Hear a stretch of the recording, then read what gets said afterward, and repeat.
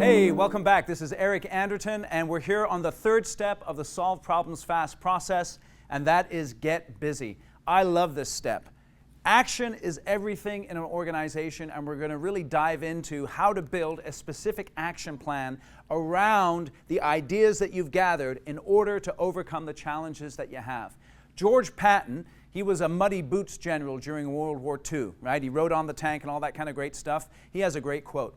A good plan, violently executed today, is better than a perfect plan next week. Do you suffer from perfection paralysis, where you won't move forward and do something unless you think everything is perfect and in place?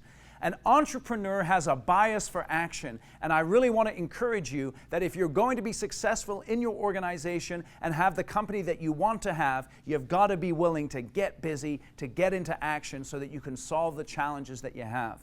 The wonderful thing about this process here, and we're going to fill it in here in a second, is that it helps you to build practical accountability. Have you ever found in your life that when you are unaccountable, not much happens?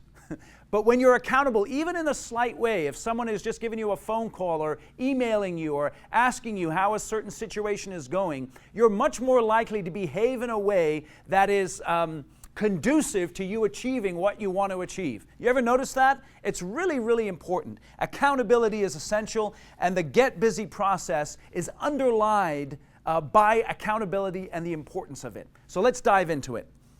With the get busy process, the first thing that you want to identify is what I call the rally cry. The rally cry. The rally cry is really the area of focus that everyone is going to agree upon that you need to really pursue in order to overcome the problem that you have. And really what the rally cry is, it's your MVI translated into something very, very tangible and focusable.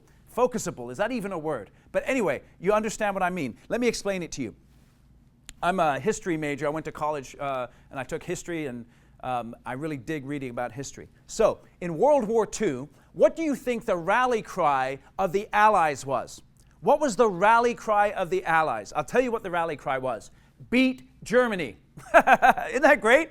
Beat Germany. So if any of the commanders woke up in the middle of the night and someone asked them, what is the rally cry? What is it that you're looking to do? They could look at them right in the eye and say, beat Germany. Unconditional surrender. That was the rally cry. Now think about the problems that you face. Do you have a simple rally cry that people can really focus upon? Or is it all kind of mumbo jumbo and everyone's not really clear, there's a problem, but no one can really rally around a particular beacon that's what we're going for, that's what we want to achieve? Beat Germany is a great rally cry. What's your rally cry? I was talking to one of my clients and he was having problems in his restaurant. One of the problems was that his food costs were out of whack. He knew that it was a problem. He knew that it was impacting his bottom line. He knew it was because of the processes and the people that he had in place. So what was his rally cry? It was very simple. Food costs.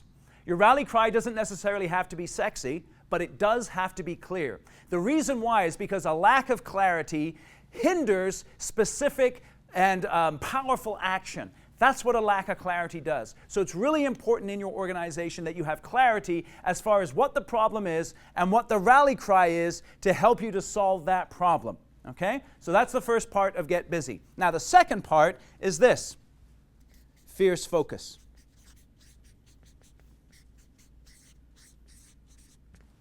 What are the areas of fierce focus that you need to really look at in order to drive the achieving of the rally cry? What are those areas of fierce focus? So for instance, let's say your rally cry is to increase sales. Very simple one, but one that a lot of organizations need to focus on. Well, perhaps part of your fierce focus is going to be sales training. Maybe you need to train up your salespeople so that they can be more effective in selling. Perhaps one of your areas of fierce focus is activity. Okay, you're going to focus on making sure that not only are people trained as far as your product is concerned, but they're trained as far as how to deliver the product, and they're also very much focused on the activity that they're engaged in order to increase the sales. Perhaps another area of focus there would be maybe your website. Maybe website drives sales for you as well as your salespeople, and your website needs to be improved if you're going to achieve that rally cry of increased sales. Whatever the case is, you want to identify some general areas of fierce focus that people can agree upon in order to drive the rally cry and solve the problem that you have. Now, the third part of an action plan is the vital numbers. The vital numbers tell you whether or not you are executing on your fierce focus, and that then will be driving the rally cry and helping you to overcome the specific problem that you have. So think about the numbers that tell you whether or not you're doing the fierce focus. For instance, if you're doing a sales a rally cry, then one of the numbers would be the number of sales calls you're making, or the number of deals that you're closing, or perhaps it would be the number of conversions that you're getting when people come to your website. Whatever the case is, your job as a leader with your team is to identify those vital numbers that will tell you whether or not the fierce focus is getting done, so that you can be confident that the rally cry is going to be achieved.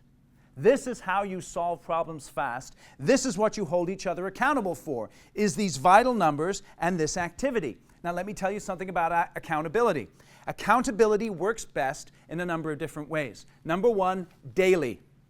It doesn't have to take too long. Take 5 or 10 minutes with your team, check in daily on how these vital numbers, this activity is going, and how the fierce focus is going. Then weekly. Make sure that you're checking in with them weekly, where you're sitting down and addressing any of the issues that may be hindering any of this. Because again, if you're going to hit your rally cry, if you're going to overcome the challenge that you have, you've got to keep people accountable, you've got to keep checking in. And if you're just willing to do that very simply on a daily and a weekly basis, you can build an action plan like this for 30 days, 60 days, 90 days to overcome even some of the biggest challenges that you have in your organization, and be confident that you'll be able to execute on the action plan and achieve what you're looking to achieve. So what about you? When was the last time you got together with your team, honestly addressed the challenges that you have in your organization, identified how you're going to overcome that challenge or that problem, and then built an action plan that you then held each other accountable for, so that you could overcome the problem and really get to where you want to get to in your business? This is what Solve Problems Fast is all about. It's a proven process. Man, I've used this for over a decade with my clients, and it is totally awesome. It can have a 5 to 6 figure impact in your organization within the first 30 days if you're simply willing to get real, to get ideas, and then get busy. Give me some comments down below on how you are executing on action plans, or what you got out of the Solve Problems Fast video process, and what you think you can use and apply right away.